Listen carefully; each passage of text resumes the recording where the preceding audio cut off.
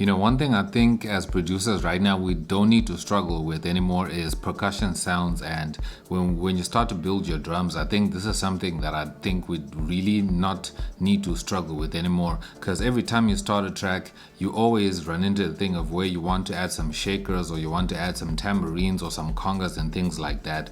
You might want to start building those sounds from scratch, but then if you make a lot of music, you end up creating these things over and over and over again. It ends up being not time efficient and also very tedious. And I think saving your stuff that you do consistently, repetitively, if you save them in loops, it helps you just redo them. Like I was working on this track right now, and just to save time, because I worked on the track and I put everything together, so now I'm thinking, okay, let me make drums. So now I need a groove, I need some shakers, I need some congas, I need some percussion sounds. Now I'm thinking, okay, must I make them from scratch or must I just use loops? But I was like, yo, I can just use loops. It's that simple. It's not something I should be struggling with. Okay, so here's how this track is sounding like right now.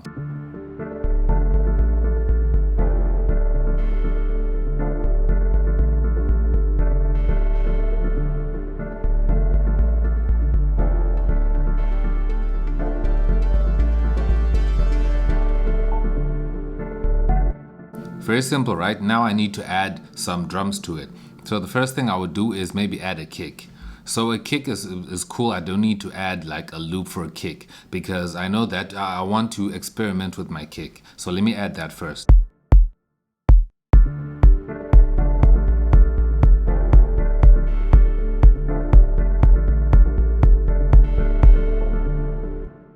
Okay, so now I have my kick sorted out.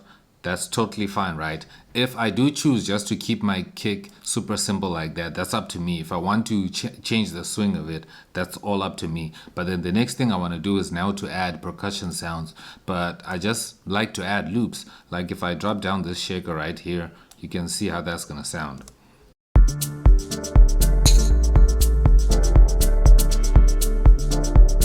And I'm just going to trim the shaker around right here like this.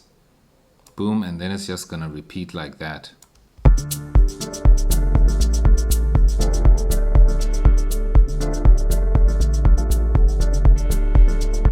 And then I can just build from there.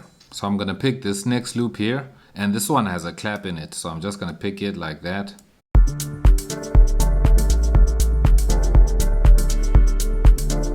And if I don't like that, then boom, I can just remove it. So you see how much I've saved time instead of having to make this and spend like 10 to 20 minutes making that groove and then finding out that it's not working, and then I start to create a whole other groove again. But now I can just move on to the next thing.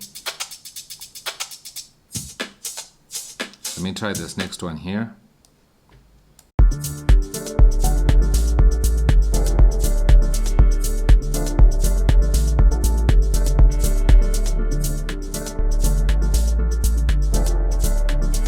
That sounds pretty good, and if I want to add something else, I can just add maybe some congas.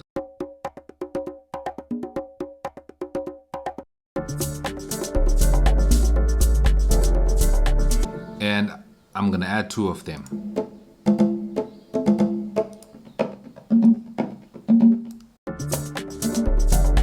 Ooh, I like that one.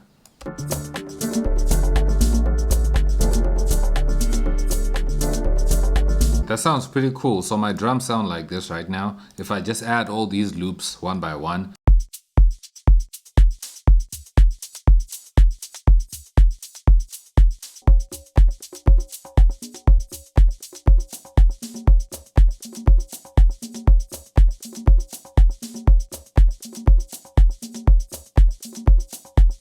And what's nice about these congas, I can just pan them left to right so that I can just split them so that they're not too focused in the middle.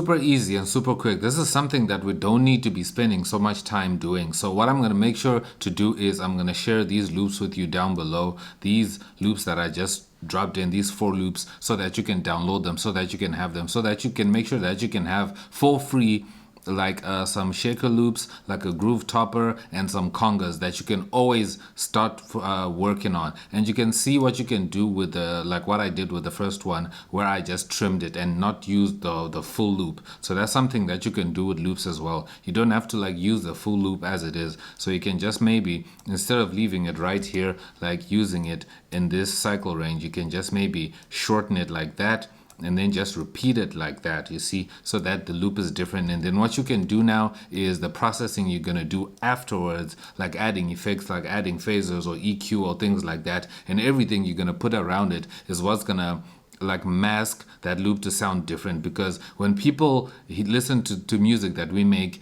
they usually sometimes listen to the same sounds playing in the same way, but because of everything that's around the music, it sounds different, but it's more or less the same thing. I don't know if you know what I mean. So make sure to hit the link down below. You can download these loops for free, and if you want more assets that you can use for your music, you can also just look around in my store to find stuff that you can use that you'll find useful to save you time and save you headaches, so you can make music super fast. Anyways, I'll check you out in my next video. I'm X and I'm out. Peace.